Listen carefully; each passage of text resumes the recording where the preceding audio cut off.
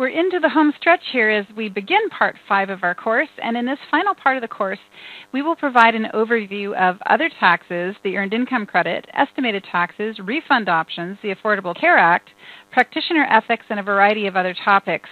Extended coverage of these and many other important topics included in the following Pacific Northwest Tax School courses, including tax credits for families with children, the 2014 Tax Law Update, the net investment income tax, other taxes and penalties, IRS ethics rules governing CPAs, enrolled agents, and other tax practitioners, and finally, tax aspects of the Affordable Care Act. We're going to begin this part by taking a look at other taxes. The IRS imposes a variety of other taxes on income such as Social Security and Medicare taxes and penalty-based taxes. Extended coverage of these additional taxes is included in our course called Net Investment Income Tax, Other Taxes and Penalties. Today we're going to be looking specifically only at lines 57 and 62. Line 57 relates to the self-employment tax. And self-employment tax is the equivalent of Medicare and Social Security tax. If you work as an employee, 12.4% Social Security tax and 2.9% Medicare tax is assessed against your wage income, and then that tax is divided 50-50 between you and your employer. And your employer will withhold half the tax and then pay a matching part of that tax themselves. When you're self-employed, though, you are required to pay both halves yourself.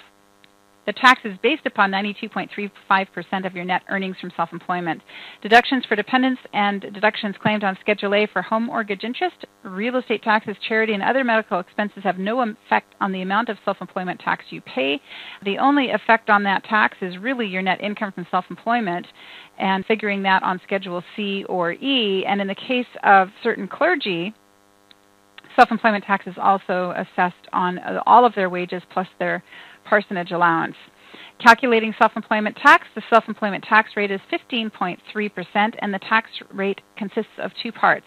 There's 12.4% for Social Security and 2.9% for Medicare. There was a slightly lower amount in tax years 2011 and 12 under the Tax Relief Act, but since then it's been back up to these higher rates. Self-employment tax is assessed on net earnings from self-employment and on tax-free housing allowances provided to members of the clergy. To calculate your SE tax, complete and attach Schedule SE to your return.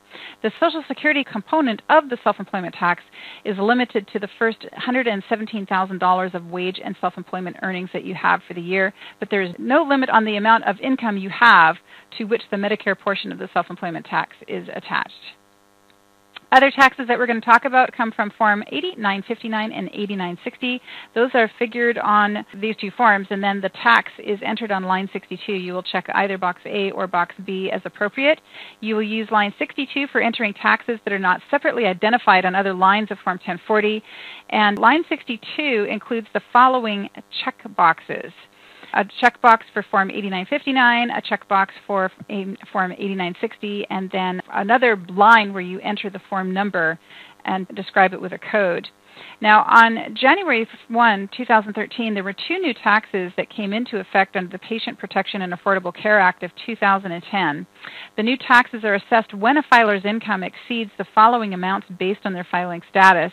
For married filing joint, that threshold amount is $250,000. If you're filing separately, it's half that, and for single and head of household, it's a $200,000 limit.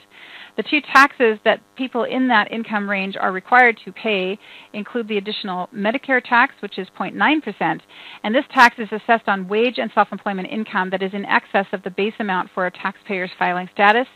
And then the other tax is the net investment income tax, and that's 3.8%, and it is assessed on unearned income when a filer's income exceeds the base amount for their filing status.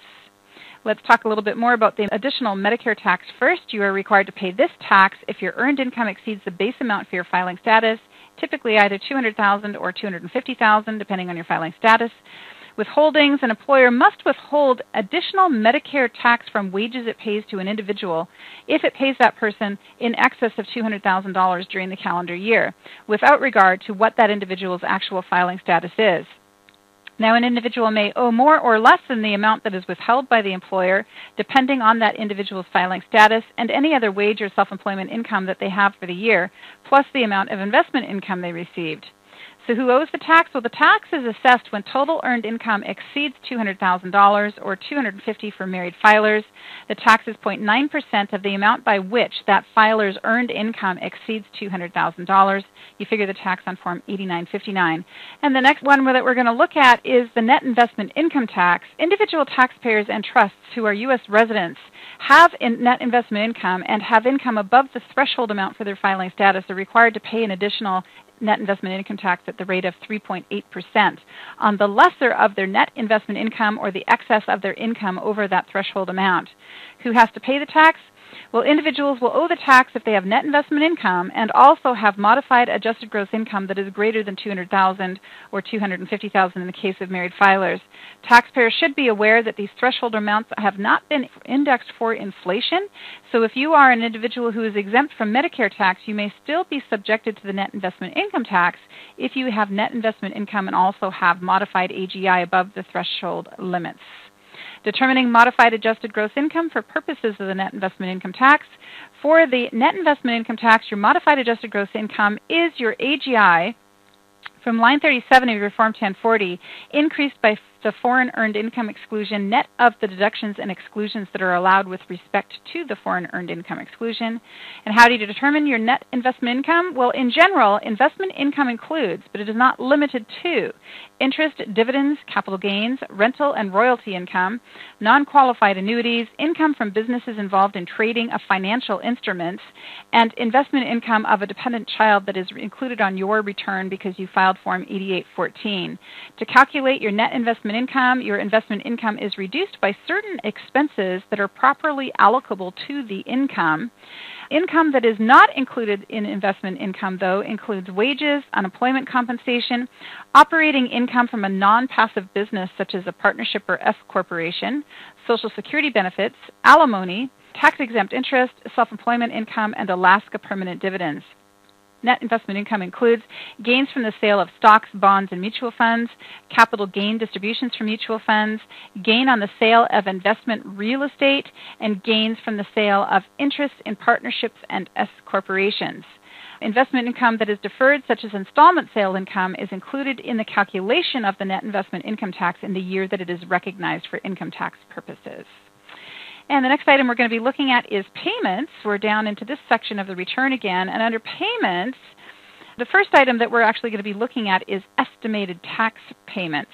Most tax payments are made through federal tax withholdings against wage, retirement, investment income, but some payments are made through refundable credits such as the Additional Child Tax Credit and the American Opportunity Credit.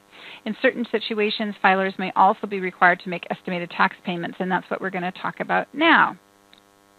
If you made estimated tax payments, you will enter the amount of estimated tax you paid on line 65 of the return. Here we're looking at a payment section from the 2014 return. The law imposes penalties and interest on filers who pay their taxes late. While it is possible to pay your taxes at the time you file your return, you can be penalized if you owe more than a certain amount when you file. So who needs to pay estimated taxes? Well, the estimated tax rules apply to U.S. citizens and resident aliens, as well as residents of Puerto Rico, the Virgin Islands, Guam, the Commonwealth of the Northern Mariana Islands, and American Samoa, as well as non-residents who will pay their estimated taxes using Form 1040-ES-NR. There is an exception. You do not have to pay 2015 estimated tax if you were a U.S. citizen or resident alien for all of 2014, and you had no liability for the full 12-month 2014 tax year. In most cases, you must make estimated tax payments in 2015 if you expect to owe at least $1,000 in tax for 2015 after subtracting your withholding and credits, and you expect your withholding and credits to be less than the smaller of 90% of the tax shown on your 2015 return or 100% of the tax shown on your 2014 return. But note that if your AGI is more than $150,000, then you need to have paid in 110% of the amount shown on your 2014 return. So what about withholdings? Well, if you are an employee, you may be able to avoid having to pay estimated taxes by having your employer withhold taxes from your pay. Even if you do not have your taxes withheld evenly throughout the year, you will avoid the penalty for underpayment of tax by having the minimum required amount withheld from your pay by the end of the year. Special rules for farmers and fishermen. If at least 2/3 of your gross income is from farming or fishing, you may do one of the following. You do not have to pay estimated tax if you file your 2015 return and pay all the tax due with it by March 1st of 2016. You do not have to pay estimated tax if you expect your 2015 income tax withholding to be at least 66 2/3% of the total tax that is shown on your 2015 return, or 100% of the total tax shown on your 2014 return. If you must pay estimated tax, you are required to make only one estimated tax payment by January 15 of 2016 using the special rules to figure the amount of the payment.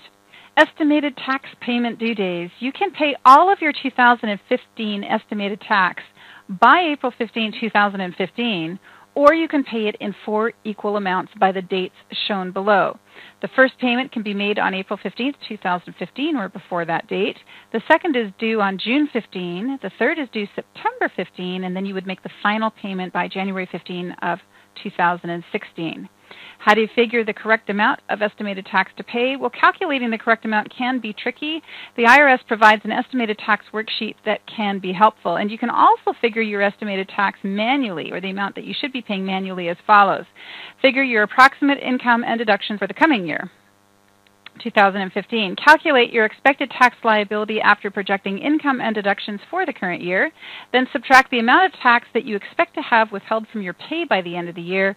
If the difference between your anticipated tax liability and your anticipated withholding is less than $1,000, then you're not required to make estimated tax payments.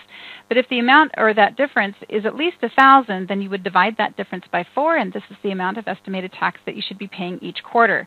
There are different ways to pay your estimated tax. I've listed those in the manual, but you can read through them on your own.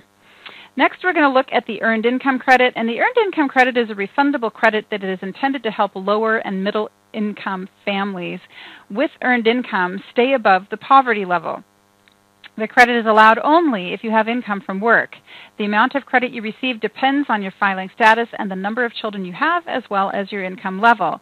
For 2015, the EIC limits are shown here. So the maximum AGI that you can have and still get the credit is increased every year. To qualify for the credit, your earned income and adjusted gross income must be less than the amount shown for your filing status. And these are the 2015 figures showing right here. $47,747 if you have 3 or more qualifying children. You can add to that somewhat. The cap is $53,267 if you are filing a joint return. If you have 2 or more qualifying children, then the threshold income limit where you can still receive the credit is $44,000. With 1 child, it's $39,000, and if you have no children at all, it's just under $15,000. The maximum amount of EIC that you can receive each year is also indexed for inflation, and for 2015, the maximum credit that you will be able to receive is $6,143 if you have 3 children. $5,460 if you have 2 children, $3,305 with 1 child, and $496 if you have no children. Also, your investment income cannot exceed $3,400. You may be able to take the Earned Income Credit if you meet all of the tests shown in IRS Publication 17 or 596. These tables have not been updated for 2015, so they are 2014 charts and tables, but the rules year to year are largely the same. You must pass all 4 tests to be able to claim the Earned Income Credit. The first test is the relationship test. That is, you must have a qualifying child, and a child is a qualifying child if that child is your son, daughter, stepchild, foster child, or a descendant of any of them, for example, a grandchild. Or that child is your brother, sister, half-brother, half-sister, stepbrother, stepsister, or a descendant of any of them, for example, a niece or nephew. Also, the child must pass the age test. That means that child was under age 19 at the end of the year and younger than you, or your spouse if filing jointly, or under age 24 at the end of the year, or a student and younger than you or your spouse if filing jointly, or the child could have been any age if they were totally and permanently disabled at any time during the year. Also, the child must pass the joint return test, and that means the child did not file a joint return for 2015, or if they did file a joint return, it was only to claim a refund of tax they paid in or with estimated taxes that they paid, and even if they'd filed separately, no tax would be owed on either separate return. Also, the child must have lived with you for more than half the year. There is a Schedule EIC that must be completed and submitted with your return for each qualifying child. This is the Schedule EIC for 2014. It doesn't really change much year to year other than changing the number up at the top. You will see that it provides space for the name of each of 3 children, the child's social security number, the child's year of birth, and then it asks, was the child under age 24 at the end of the year? If the answer is no, then was the child a full-time student? If the child was a full-time student, then you need to check the yes box. If the child was not a full-time student, you would check the no box. And if the child is not a full-time student, then you have to be able to show that the child was permanently and totally disabled at the end of the year in order for you to claim the earned income credit on them. You also need to enter the relationship of the child to you and the number of months that the child lived in the home. If the child lived with you in your home for more than 6 months but less than 7 months, the IRS wants you to enter 7 months. This particular publication that you see on the screen in front of you is issued by IRS each year. It does a nice job of breaking down the tests for claiming a qualified child into easy-to-read segments. There is the relationship test, the age test, the residency test, and the joint return test. It also lists the tiebreaker rules because sometimes a child will meet the rules to be a qualifying child of more than one person, and if the child is a qualifying child of more than one person, then only one person can claim the child as a qualifying child for the following tax benefits, including the earned income credit, the child independent care credit, the dependency exemption for the child tax credit, the head of household filing status, the credit for child independent care expenses, as well as the exclusion for dependent care benefits. The other person cannot claim any of the 6 tax benefits listed above unless he or she has a different qualifying child. If they cannot agree on who will claim the child as a qualifying child, and more than one person actually claims that tax benefits using the same child, then the tiebreaker rule explained next is going to be applied. And under the tiebreaker rule, the child is treated as the qualifying child only by the parents if they file a joint return. The parent if only one of the parents is the child's parent. The parent with whom the child lived the greater part of the year if both of the persons are the child's parents and they do not file a joint return together. Or the parent with the higher income if the child lived with each parent equally. Or the person who has the highest AGI if no person who claimed the child was that child's parent. Or a person with higher AGI than any parent if either parent is allowed to claim the child but does not. Form 8867 Earned Income Credit Due Diligence Checklist. The IRS requires tax preparers to complete and submit Form 8867 for all tax returns where a claim for earned income credit is made. The requirement is part of efforts to increase tax preparer due diligence, and essentially you need to go through this checklist to determine that each child for which you are claiming the earned income credit is in fact a qualifying child of the taxpayer. It's fairly lengthy. You need to go through it child by child. And then you, at the end, need to answer these due diligence requirement questions as well. There is a penalty, a $500 penalty, if you fail to attach this form to your client's tax return. Preparers are also required to make further inquiries. So in addition to asking questions listed on Form 8867, the IRS also requires tax preparers to ask additional questions of a taxpayer when the information seems incomplete, inconsistent, or incorrect.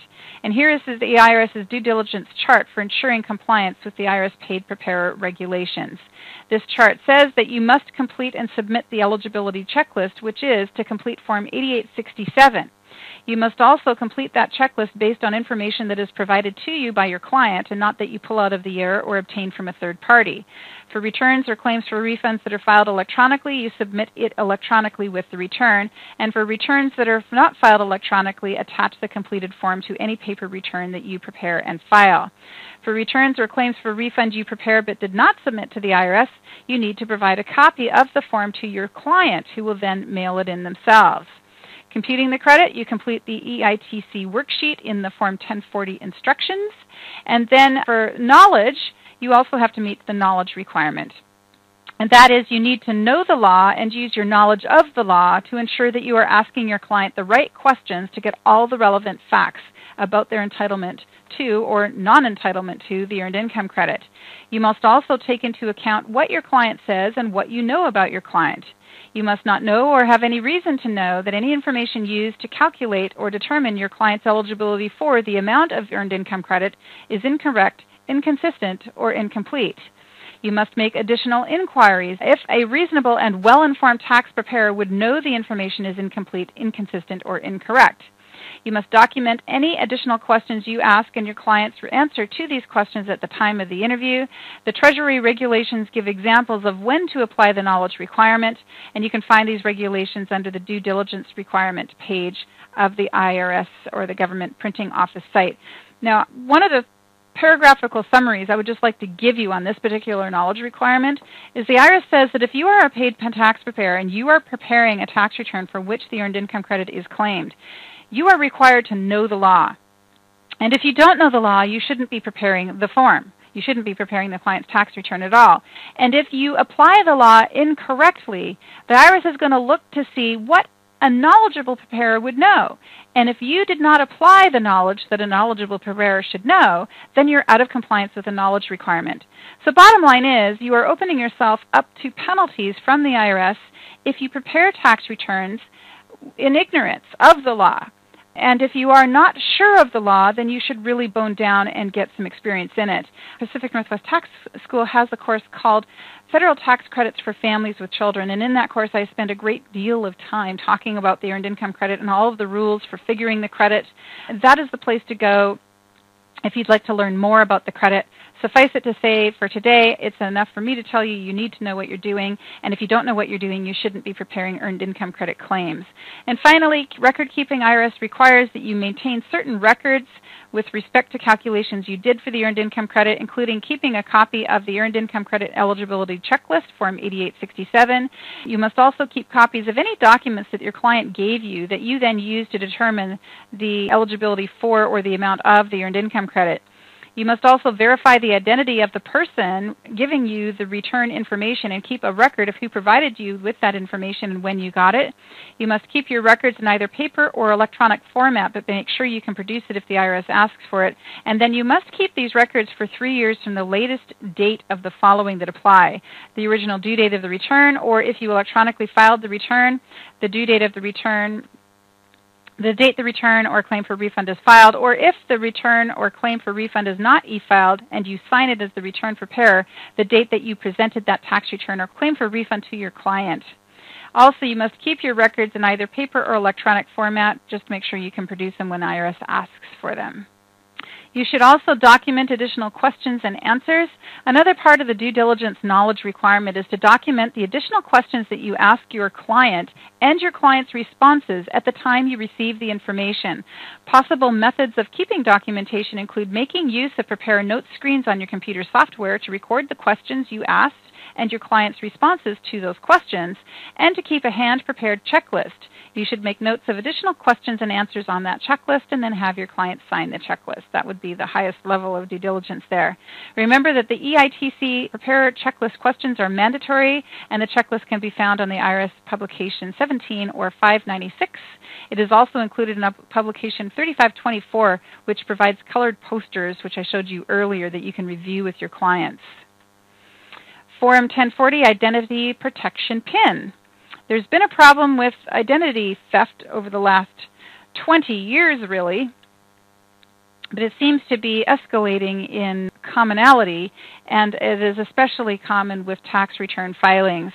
To help combat federal income tax-related identity theft, the IRS revised the 1040 series tax forms for 2011 and subsequent years to allow for the entry of a 6-digit identity PIN or IP PIN. And you can see here under Sign Here that there is space provided to enter a PIN number.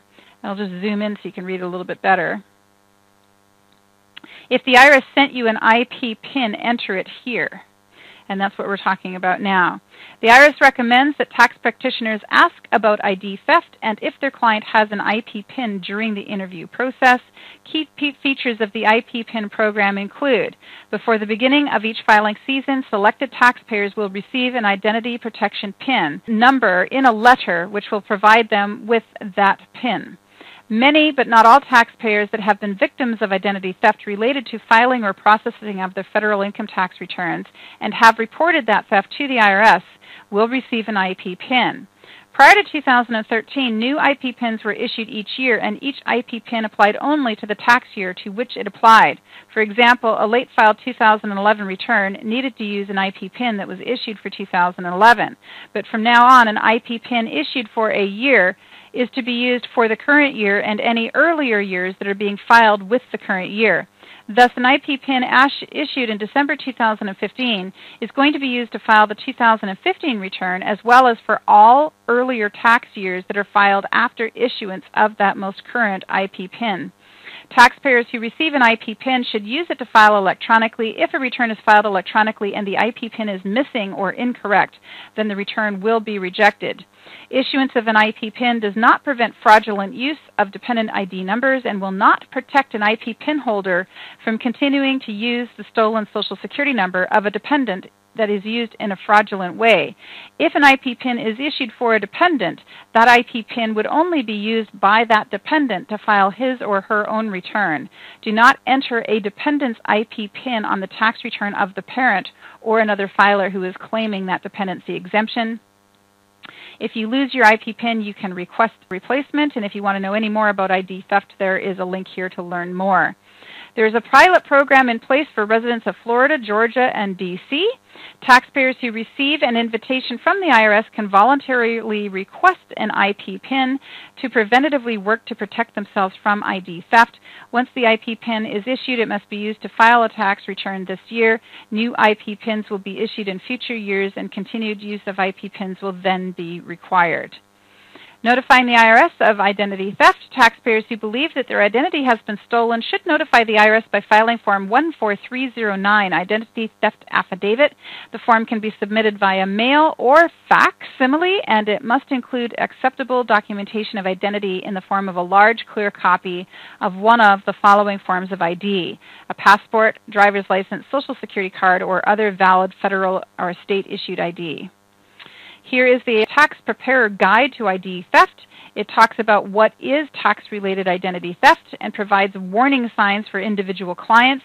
Your client's Social Security number has been comprised, putting them at risk, or warning signs for clients that might tell you that their identity has been compromised.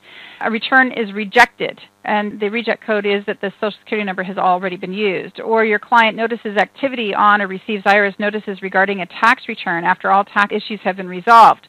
Or an IRS notice indicates that your client received wages from an employer that is unknown to them.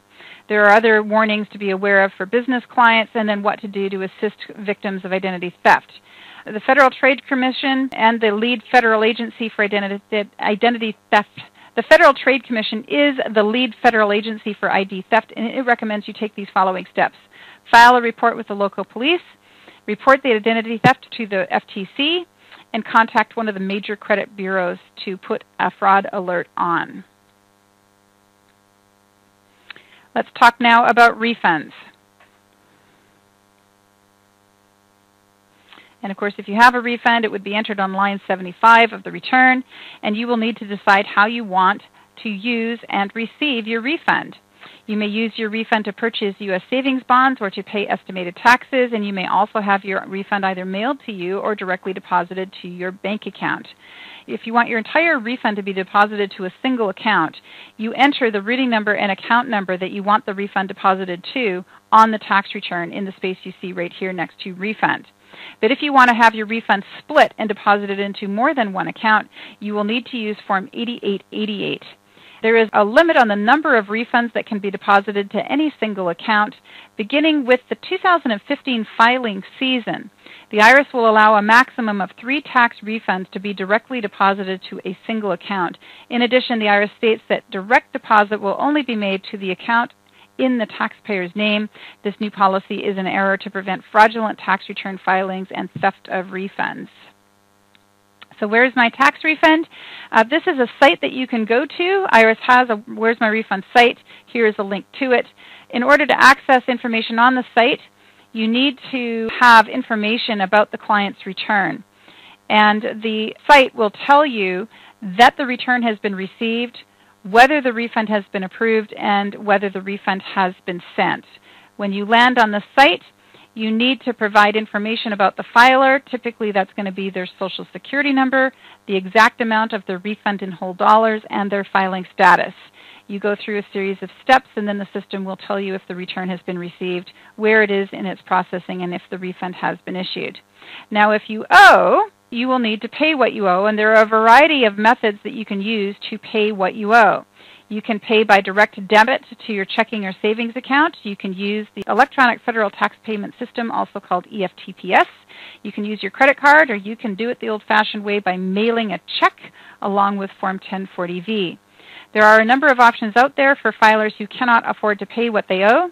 Your balance due is subject to interest and a monthly late payment penalty if you do not pay your tax by the due date of your return, not including extensions. Penalties are also assessed for failure to file a return, and therefore you should file immediately even if you cannot pay your balance due in full. Many taxpayers are not able to pay amounts owed with the return, and the IRS offers taxpayers the opportunity to enter into an installment agreement or a partial payment installment agreement, which can make it easier to pay. Taxpayers should be aware that the two plans and the criteria for each. Let's look first at the installment agreement, which is applied for by filing Form 9465. If you cannot pay the full amount that you owe with your return, you can ask to make monthly installment payments for the full or partial amount. Interest and late payment penalties are charged by the IRS until such time as the amount is paid in full. A user fee also applies if the IRS accepts the installment agreement. There is a threshold amount for using the installment agreement, and that is $50,000. Streamlined agreements are also possible. Taxpayers who owe up to $50,000 in back taxes are able to enter into a streamlined agreement with the IRS that stretches the payment out over a series of months or years. The maximum term for the agreement is 72 months. Taxpayers seeking installment agreements over $50,000 will need to supply the IRS with a collection information statement, essentially financial information about themselves, by completing either Form 433A or 433F. Making installment payments, in addition to paying by check or money order, you can use a credit or debit card or EFTPS to make installment agreement payments. Here are the methods that you can use, and there is a user fee that is attached to applying for or receiving an installment agreement plan. The fee is $120 if you decide you want to mail in your amounts each month. If you do electronic funds withdrawal from your checking or savings account, then the fee is $52. If you need to restructure or reinstate an agreement, they'll charge you $50. If you want to have your payments withheld through payroll deductions, the fee is $120. And if your income is below a certain level, you can pay a reduced fee of $43. This is Form 9465, and you can see right here that it says if you owe $50,000 or less, you may be able to establish an installment agreement online. Guaranteed availability of the installment agreement. The IRS must agree to accept the full payment of your tax liabilities in installments if, as of the date you offer to enter into the agreement, your total taxes do not exceed $10,000. And in the last 5 years, you have not failed to file any required information return, failed to pay any tax owed on any such return, or entered into another installment agreement. And you show that you cannot pay your income tax in full when due. The tax will be paid within 3 years, and you agree to comply with the tax laws while your agreement is in effect. There is also an online payment agreement. You may be able to apply online for a payment agreement if you owe federal tax, interest, and penalties. If you have received a balance due notice from the IRS and you cannot pay in full, you may request a payment agreement. The OPA application allows you or your authorized representative to self-qualify and apply for a payment agreement, receive notification of approval, and arrange a payment schedule. To use OPA, you must have filed all required tax returns, and you should have the following information available: the balance due notice you received from the IRS, the Social Security number or individual taxpayer identification number, and the personal identification number, which can be established online using the caller identification number from the balance due notice. More information, follow the URL that I have here. And then we're on to the Partial Payment Installment Agreement, or PPIA. The IRS has an additional payment option for taxpayers who have outstanding federal tax liabilities. The PPIA payment option is available to taxpayers who are unlikely to be able to pay their taxes that they owe in full, and is an alternative to filing for an offer in compromise. You will need to submit financial information if you want to be considered for a PPIA, and the PPIA will be reviewed every 2 years. Let's move on now to a discussion of the Affordable Care Act. Beginning in 2014, the Affordable Care Act requires all persons to be covered with health insurance. Most individuals are covered by health insurance because they receive it through their employers or through Medicare. Some individuals will purchase health insurance on their own, but whatever method you have for getting health insurance, you are now required to have it. Beginning in 2014, low and moderate income individuals and families who purchase health insurance through the federal and state-run exchanges may be eligible to receive a premium tax credit. The credit can be claimed as an advance amount to offset the cost of actually purchasing the health insurance, or it can be claimed as a refundable credit on the return. How you qualify for the credit is really dependent upon the size of your family and your household income. However, you generally will not qualify if your estimated 2015 income is above the maximum amount for your household size. If you are an individual, you will not be able to receive a premium tax credit if your income is greater than $46,680. For a family of 4, that amount rises to $95,400. What essentially this means is that if your income is below the amount, then you could qualify for a premium tax credit. This particular table here shows you what the income ranges are for a percentage of the federal poverty limit. And the point at which a filer hits 400% of the federal poverty limit is the point at which they phase out and they're no longer eligible for the premium tax credit. Generally, the lower their income is, the lower they are into the federal poverty level limit, then the higher the premium tax credit is that they are entitled to receive. A taxpayer's maximum annual credit equals the annual premium for the benchmark plan that they are claiming minus the taxpayer's expected contribution. For taxpayers with household incomes less than 400% of the federal poverty limit, the expected contribution is limited to a percentage of their income. The tax credit makes up the difference between the amount that the taxpayer is expected to pay and what the plan actually costs. The tax credit may be applied to any qualified health plan available to the taxpayer on the exchange. However, the credit cannot exceed the actual premiums that are paid. The applicable premium cap as a percentage of income is shown in this table. You look to the household income and the percentage of that income to the federal poverty line. If the income is less than 133% of the federal poverty limit, then the most that a taxpayer is expected to pay for health insurance is 2% of their income. As their income rises, the percentage of their income that they must pay, or the minimum amount that they are expected to contribute towards their own health insurance, rises. And you can see here that if their income is at least 300%, but less than 400% of the federal poverty limit, then they are expected to contribute up to 9.5% of their income towards health insurance. But if their income is less than 250% of the federal poverty limit, then the most that they would be expected to contribute towards their health insurance cost is somewhere between 6.3 and 8.05% of their income. To reduce premium expenses during the year, the federal and state exchange facilities offer advance payments of the premium tax credit. The advance payment amount is based on the consumer's expected annual income as they report it to the exchange.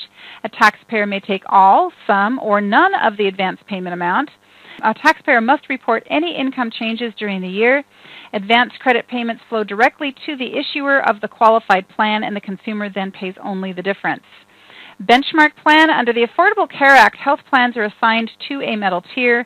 The tiers represent the plan's share of the average member's expected total costs for essential health benefits. A bronze plan will pay 60%, silver 70%, gold 80%, and platinum 90%. The benchmark plan for tax credit purposes is the second lowest cost silver plan that is available to the taxpayer on the exchange.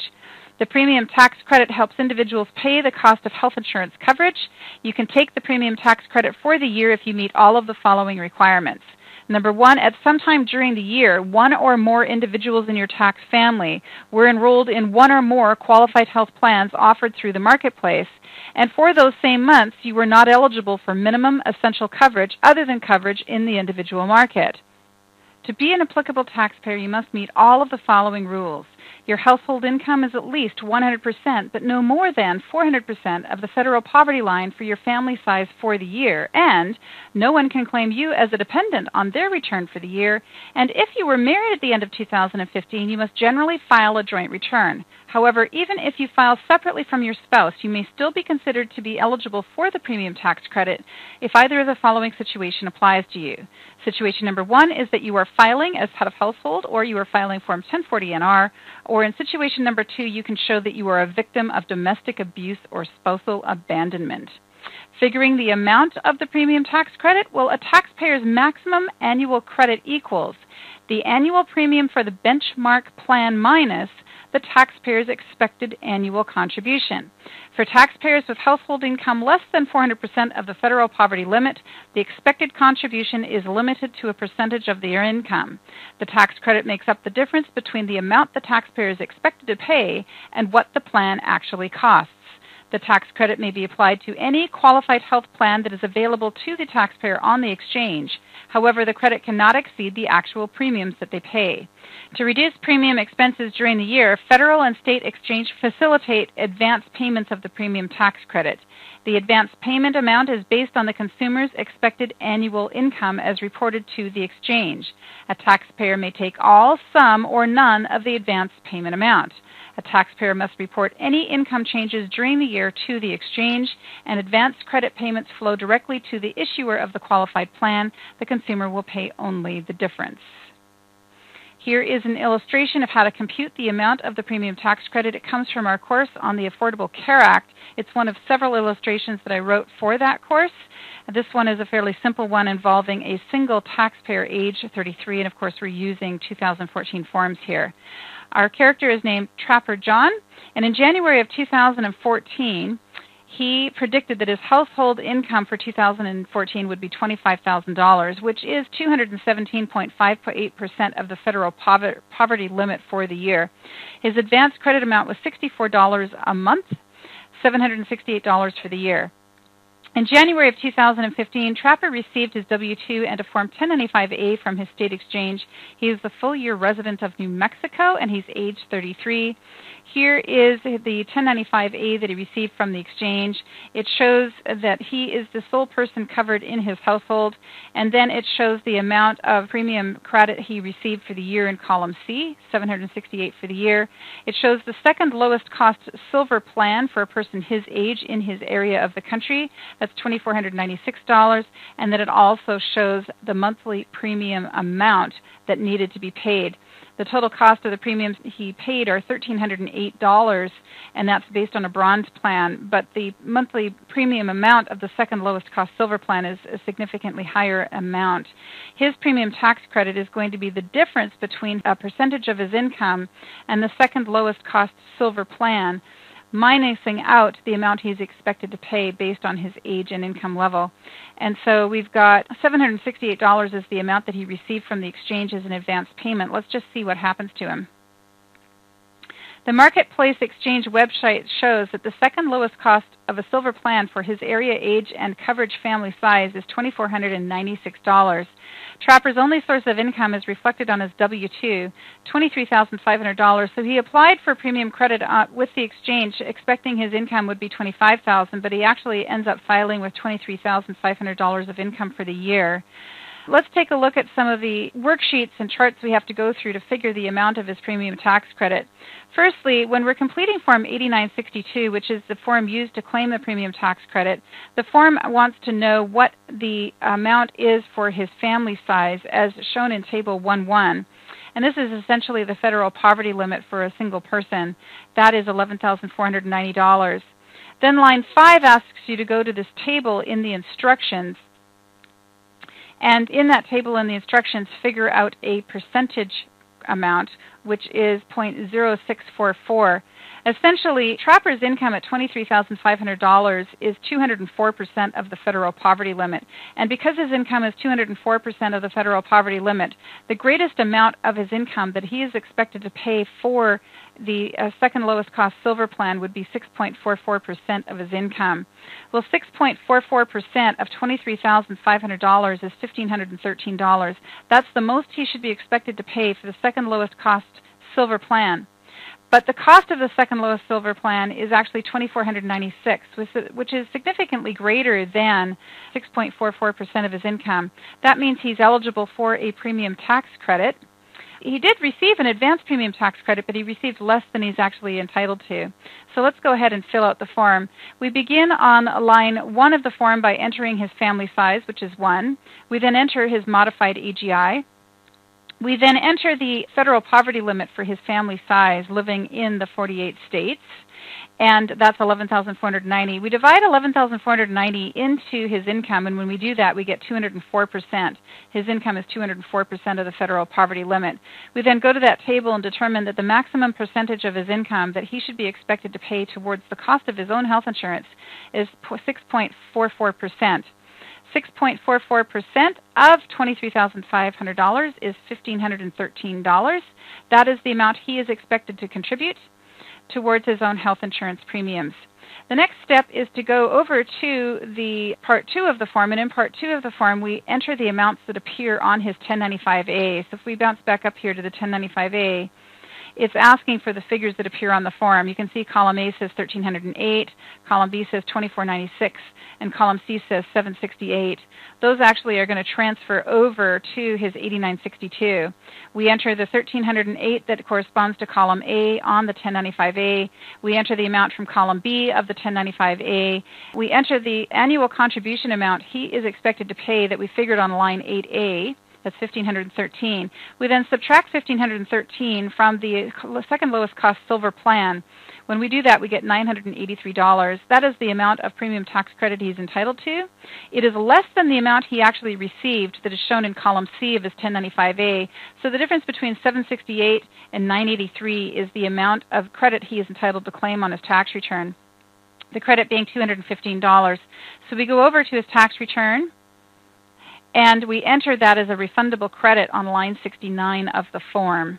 Also, we do check that he had full year health insurance coverage. That's important. Next, we're going to talk about the shared responsibility provision. When someone without health insurance gets urgent and often expensive medical care but doesn't pay the bill, then everyone else gets to pay that bill for them.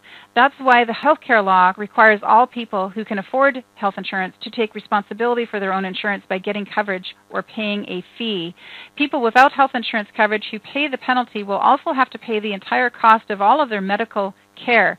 They won't be protected from the kind of very high medical bills that can sometimes lead to bankruptcy.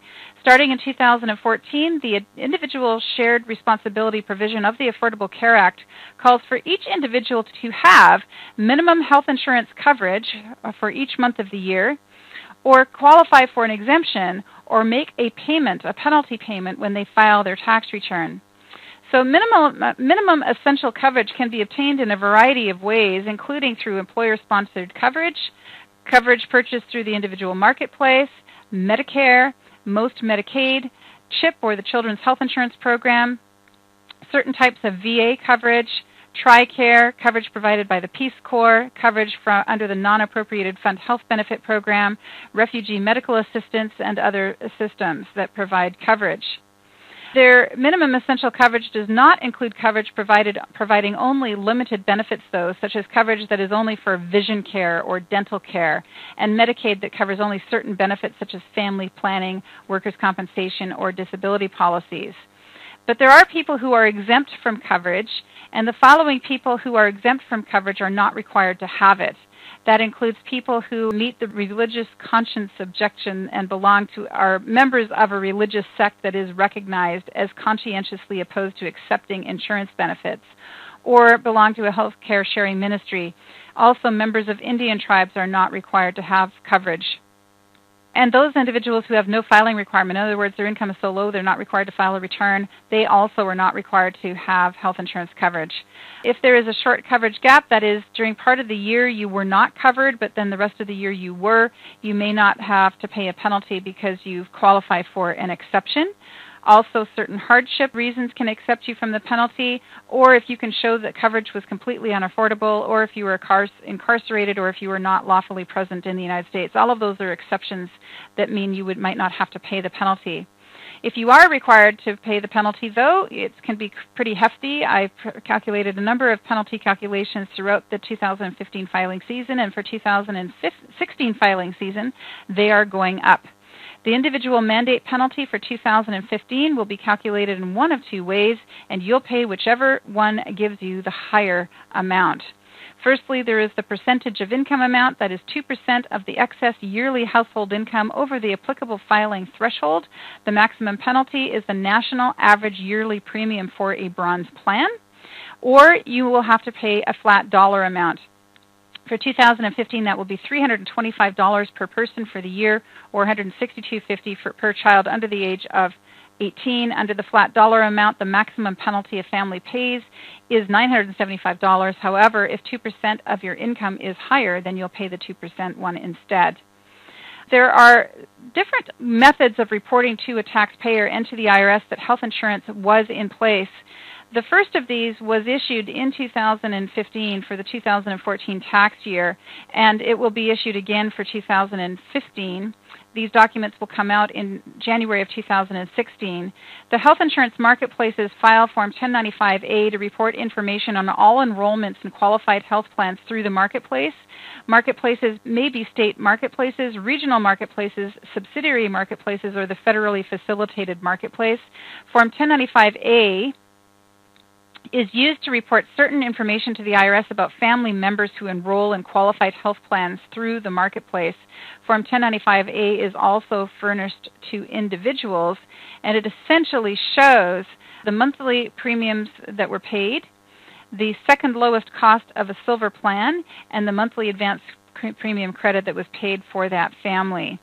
Form 1095B health coverage is a different document, and beginning in 2015, every person that provides minimum essential coverage to an individual during a calendar year must file an information return and a transmittal. Most filers will use Form 1094B and transmittal, and then 1095B, which is the return.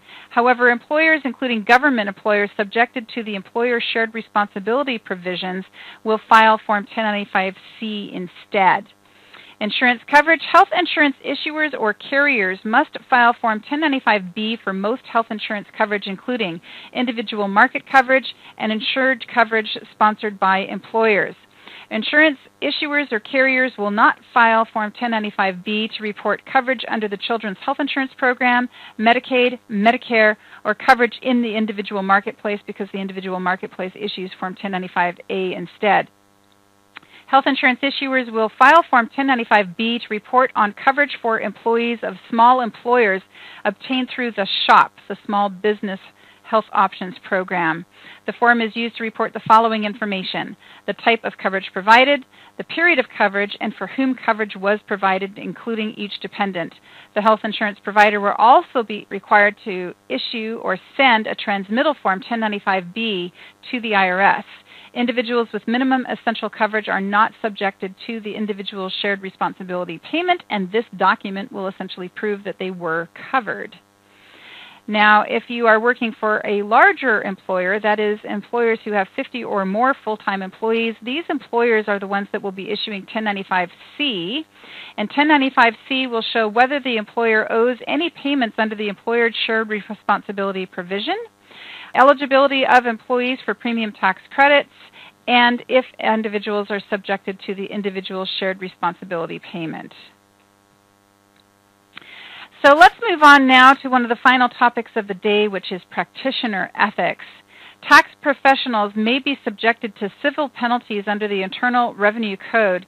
Standards and penalties under these provisions apply to all types of federal tax returns, such as non-profit reporting, estate and gift tax returns, and some information returns. For more information, you can refer to the IRS Bulletin 2009-3. The first of these provisions we're going to look at is Section 6694, Understatement of Taxpayers' Liability by a Tax Return Preparer.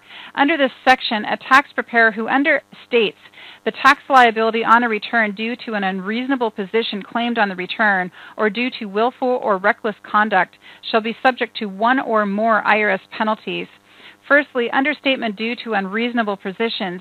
In general, a tax return preparer who prepares any return or claim for refund with respect to which any part of an understatement of liability is due to a position described in paragraph 2 and knew or reasonably should have known of the position, such tax return preparer shall pay a penalty with respect to each tax return or claim for refund in an amount equal to or greater than $1,000 or 50% of the income derived or to be derived by that tax return preparer with respect to that claim for refund. Unreasonable position is defined here under paragraph 2, and then in paragraph 3, reasonable cause exception. No penalty shall be imposed under this subsection if it is shown that there is reasonable cause for the understatement that the taxpayer acted in good faith. Item number B here, understatement due to willful or reckless conduct. In general, any tax return preparer who prepares any return or claim for a refund with respect to which any part of an understatement of liability is due to a conduct described in paragraph 2 shall pay a penalty with respect to each such return or claim in the amount equal to or greater than $5,000 or 50% of the income derived or expected to be derived by that tax preparer with respect to the return. Paragraph 2 has to do with willful or reckless conduct. Conduct described in this paragraph is conduct by the preparer, which is a willful attempt in any manner to understate the liability for tax on the return, or a reckless and an intentional disregard of the rules or regulations. There is a paragraph here on reduction in penalty. The amount of any penalty payable by any person by reason of this subsection or for any return or claim for refund shall be reduced by the amount of the penalty paid by such person by reason of subsection A. Next, we have Section 6695, Other Assessable Penalties with respect to the preparation of tax returns for other persons. Firstly, penalties apply if you fail to furnish a copy of the tax return to the taxpayer. The penalty is $50 for each such failure. The maximum penalty imposed under this section cannot exceed $25,000 in any calendar year. Also, there is a penalty if you fail to sign the return. The penalty is $50 for each failure to sign, with a maximum of $25,000 in any one calendar year. There's a penalty for failing to furnish an identifying number on the return. You are required to enter your pt5 on the tax return, and if you don't, it's a $50 fine. And there's also a penalty for failure to retain a copy or list. Any person who is a tax preparer with respect to any return or claim for a refund who fails to comply with Section 6107B with respect to such return or claim for refund shall pay a penalty of $50 for each such failure, unless it can be shown that such failure is due to reasonable cause. And again, the maximum penalty that you can be required to pay in a year is $25,000. Also, failure to file correct information returns. You are required to file correct information returns, and if you fail to do so, there is another $50 penalty. You may not negotiate your client's check.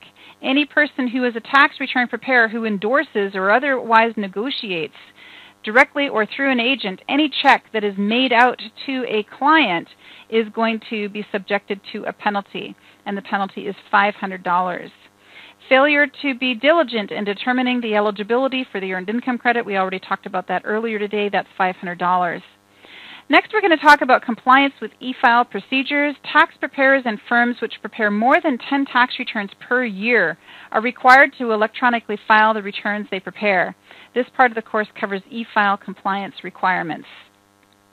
Firstly, we have the Electronic Return Originator. The ERO is an authorized e-file provider that originates the electronic submission of a return to the IRS. The ERO is usually the first point of contact for most taxpayers when they electronically file the return. The origination of an electronic return, although an ERO may also engage in return preparation, that activity is separate and different from the origination of the electronic submission of the return to the IRS. An ERO originates the electronic submission of a return after the taxpayer authorizes the filing of the return via IRS e-file. An ERO must originate the electronic submission of returns only that the ERO prepared or collected from a taxpayer. An ERO originates the electronic submission by electronically sending the return to a transmitter that will then submit or transmit the return to the IRS, or they can directly transmit to the IRS themselves, or they can provide a return to an intermediate service provider for processing prior to transmission to the IRS. In originating the electronic submission of the return, the ERO has a variety of responsibilities, including but not limited to timely originating the electronic submission of the return, submitting any required supporting paper documents to the IRS, providing copies to taxpayers, retaining records and making records available to the IRS, accepting returns only from taxpayers and providers, having only one EFIN for the same firm for use at any one location, unless the IRS issued more than one EFIN to the firm for the same location. The IRS may issue more than one EFIN to accommodate a high volume of returns or as it deems is appropriate. An ERO must clearly display the firm's doing business name at all locations and sites, including websites, at which the ERO or third party obtains information from taxpayers for electronic origination of returns by the ERO. Also, there needs to be a verification of the taxpayer identification number. To safeguard the IRS e-file from fraud and abuse, tax preparers should exercise the following due diligence procedures. They need to confirm the identities of and the taxpayer identification numbers of taxpayers, spouses, and dependents listed on returns. And to prevent filing returns with stolen identities, the ERO should ask the taxpayer, not known to them, to provide two forms of identification. Picture ID is preferable, and the identification should include the taxpayer's name and current address. In addition, they should look for Social Security cards, ITIN letters, and other documents to avoid including incorrect taxpayer identification numbers on returns. Practitioners should take care to ensure that they describe all taxpayer identification numbers or transcribe all taxpayer identification numbers correctly. Submitting the electronic return to the IRS. Once signed, the ERO must electronically submit a return to the IRS as soon as is possible. W-2 and 1099-R requirements. EROs must not electronically file income tax returns prior to receiving Forms W-2, W-2G, or 1099-R. If the taxpayer is unable to secure and provide a correct Form W-2, W-2G, or 1099-R for distributions from pension plans, then the ERO can complete Form 4852, Substitute W-2, but that form cannot be filed before February 15th of the filing season. Stockpiling is prohibited. An ERO must ensure that stockpiling of returns does not occur at its office. You are stockpiling if you or your firm collects returns from taxpayers or from authorized e-file providers prior to official acceptance in e-file. That means your firm is not an authorized provider for e-file. Or you hold returns for more than 3 calendar days before you submit them to the IRS, once your firm has been accepted to participate in IRS e-file. This rule applies after you have all the information required to submit the return. But returns that are prepared prior to the e-filing due date are not considered to be stockpiled. Stockpile does not include holding current year tax returns that are ready for e-file but cannot be e-filed prior to the opening date for IRS acceptance of tax returns. The ERO must advise taxpayers that it cannot transmit the tax returns to the IRS until the date the IRS begins accepting those returns. ERO duties after submission of a return to the IRS. Electronic return originators must fulfill certain duties with respect to tax returns that they electronically file. These duties are described next. Record keeping and documentation requirements.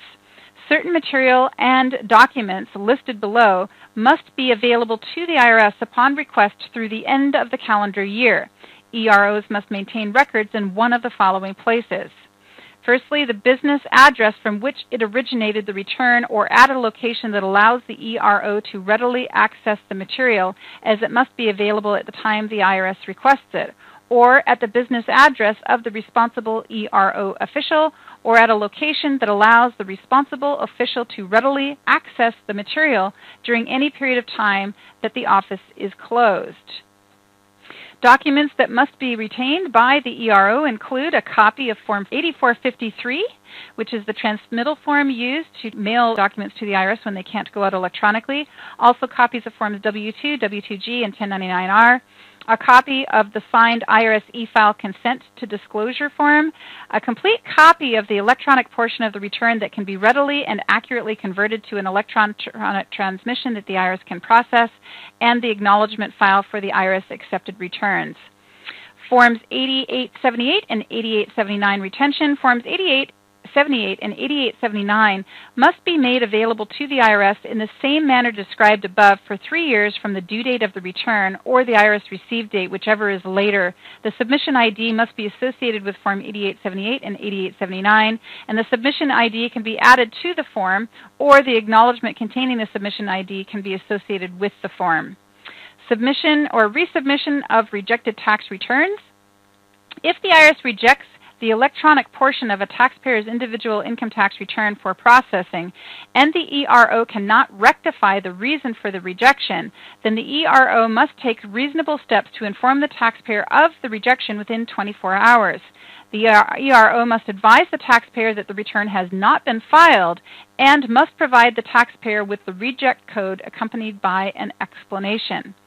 Paper filing of a return after it has been rejected for e-filing. If the taxpayer chooses not to have the electronic portion of the return corrected and transmitted to the IRS, or if the IRS cannot accept the return for processing, then the taxpayer must file a paper return.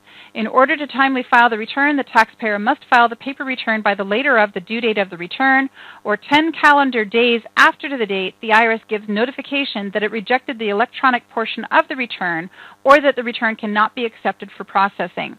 Taxpayers should include an explanation in the paper return as to why they are filing the return after the due date.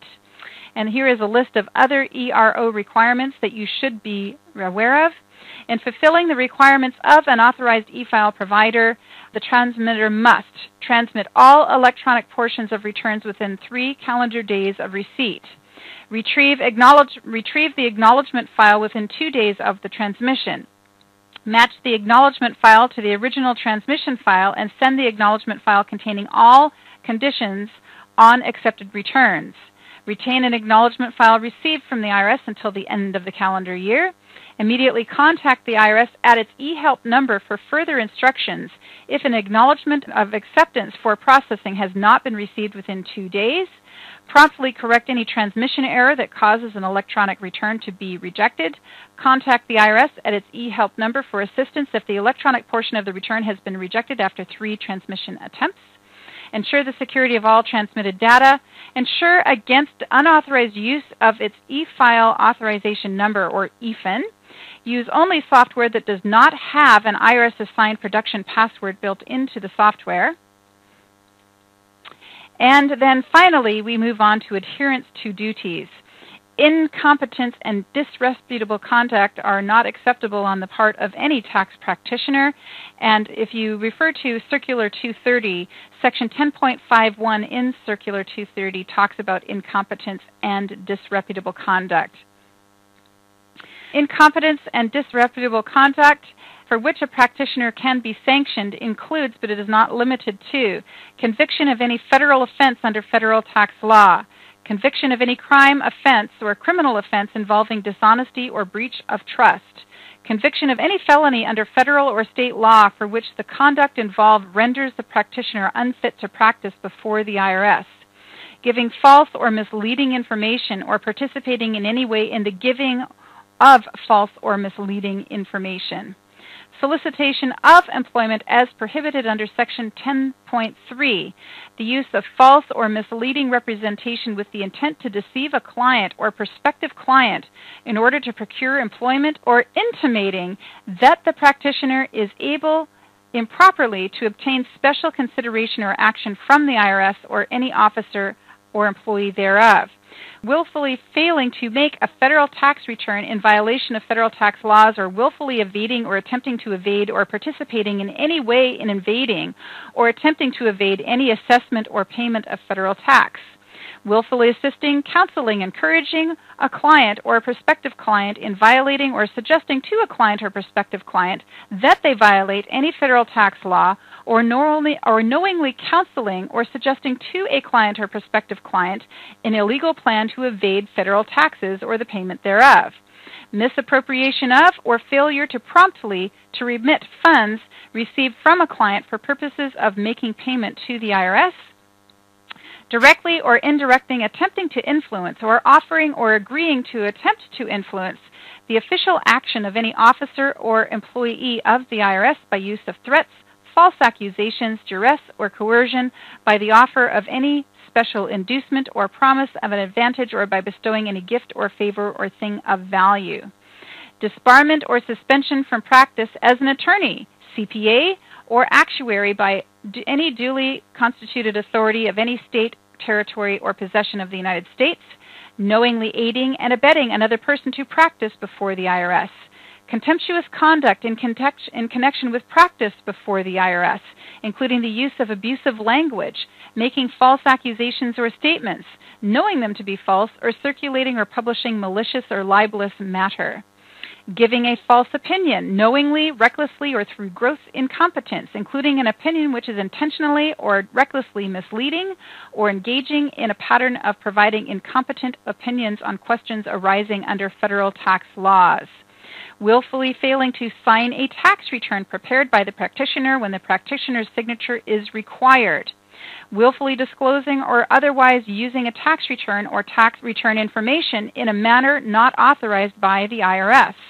Willfully failing to file a magnetic or other electronic media a tax return prepared by the practitioner when the practitioner is required to do so.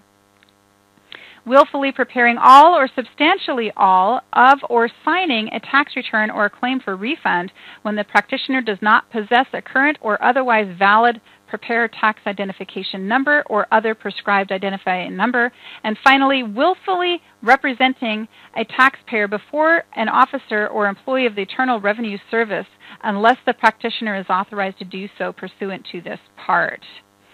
So that concludes today's class on the annual federal tax refresher.